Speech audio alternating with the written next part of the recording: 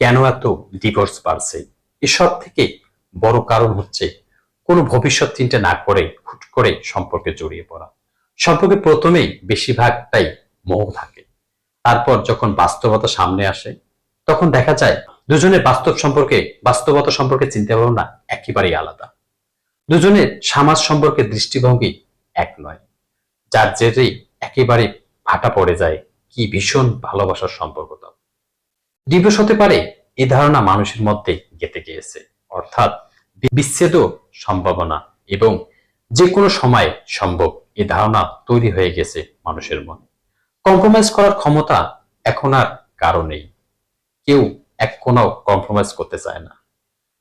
মতের অমিল হলেই আগে মনে আসে কেন আমি মাথা নড়াবো, কেন বা আমাকেই আগে মাথা নড়াতে হবে। এই মানসিকতা থেকে আমিও বাদ যাই নাই, আমারও এই মানসিকতা রয়েছে।